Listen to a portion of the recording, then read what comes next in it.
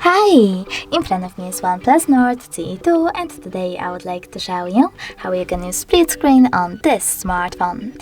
First of all, select one of your apps like Play Store.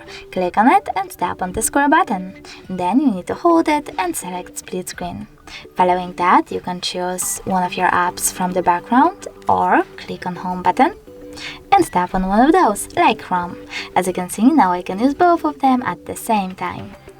If you wish to go back from this mode, drag the first tab upwards and then click on Home button. Thanks so much for watching. If you enjoyed this video, leave a like, comment and subscribe. Bye!